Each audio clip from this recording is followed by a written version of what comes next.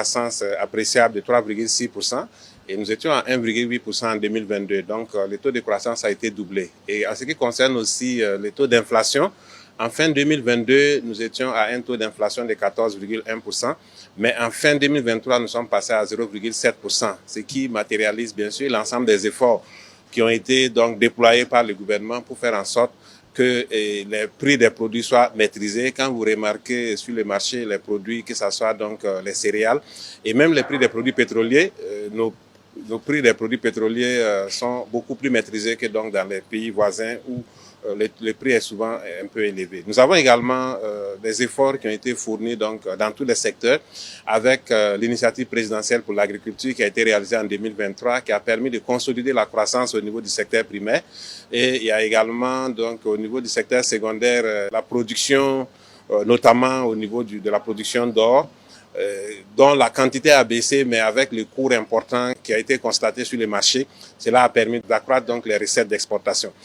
Alors, on peut également noter qu'en 2023, les recouvrements étaient à un niveau assez intéressant. Toutes les régies des recettes ont fait des efforts pour un recouvrement très important. Maintenant, nous ne pourrons pas présenter la situation de 2023 sans présenter la situation de 2024 actuellement. Il faut dire que pour 2024, nous avons un taux de croissance prévu à 5,5%, bien sûr avec un certain nombre d'hypothèses qui peut même permettre d'aller à un taux au-delà de cela.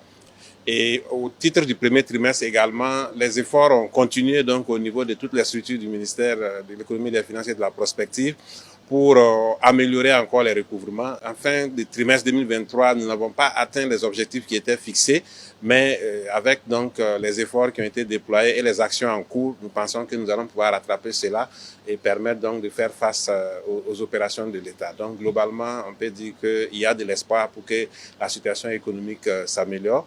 Et cela est bien sûr tributaire de la maîtrise de la situation sécuritaire qui est en train de s'améliorer, mais également de la pluviométrie qui, si elle est bonne, permettra donc d'avoir une bonne récolte et bien sûr d'impacter positivement le secteur primaire. Le deuxième rapport porte sur la nationalisation de la Banque commerciale du Burkina. Il faut dire que la Banque commerciale du Burkina est une banque créée par l'État burkinabé et la Banque arabe libyenne, donc détenue par l'État libyen. Et la banque a fait plus de 40 ans d'existence avec une parité dans le capital où l'État burkinabé a 50% et également la Libye a 50%. Et dans le fonctionnement de la banque, nous nous sommes rendus compte qu'il y a beaucoup de difficultés dues au fait que le partenaire libyen n'a pas apporté le soutien qu'il devait apporter pour le fonctionnement de la banque. Et depuis longtemps, les efforts du gouvernement ont permis donc à la banque de se maintenir. Et naturellement, dans un tel contexte, entre partenaires, il est important de se parler et de voir quelles solutions on peut trouver. Nous avons engagé des discussions avec les partenaires libyens, d'abord en 2018, où on avait pensé qu'il fallait donc permettre à un troisième partenaire de rentrer, pour d'ailleurs même se conformer donc au texte de l'UEMOA, parce qu'aujourd'hui, quand nous regardons, le fonctionnement de la banque avec une parité de 50-50 n'est pas conforme au texte actuellement. Et la partie libyenne n'a malheureusement pas accepté et nous avons encore repris le dialogue en 2024 pour voir dans quelle mesure nous pouvons restructurer et faire en sorte que la banque puisse fonctionner normalement. Nous avons essayé donc la voie diplomatique, mais malheureusement en face nous n'avons pas eu véritablement un partenaire qui souhaitait aller dans le sens que nous avons voulu pour accélérer donc le processus de renforcement de la banque. Donc finalement, il a été décidé au Conseil des ministres aujourd'hui de nationaliser la banque. Bien sûr, nous allons entrer en contact avec le partenaire pour voir dans quelle mesure nous pouvons évaluer ses parts et bien sûr lui rembourser et permettre donc à l'État d'avoir le contrôle de la banque, quitte à ce que l'État, s'il le souhaite, fasse venir un partenaire stratégique pour faire en sorte que la banque puisse jouer un rôle important dans l'économie du Burkina Faso.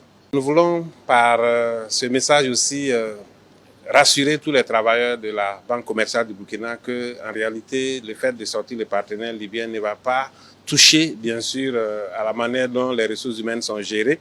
Et a priori, c'est juste que l'État va donc prendre le contrôle, sans doute avec des partenaires qu'il aura désignés.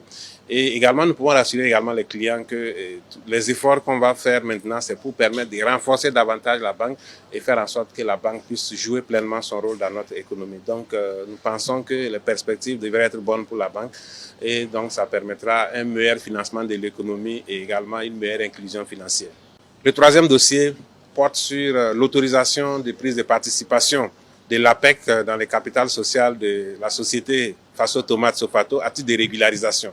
Il faut dire que la société Faso Tomate est partie d'initiatives privées à travers donc la collecte des ressources par l'entrepreneuriat communautaire. Donc une coopérative a été créée, mais à un moment donné, la coopérative rencontrait des difficultés parce qu'elle n'arrivait pas à lever les fonds qui étaient nécessaires pour faire face donc au fonctionnement de la société. En novembre 2022, l'État burkinabé a décidé de faire en sorte que les capitales soient renforcées à travers un accompagnement d'abord du Fonds burkinabé de développement économique et social.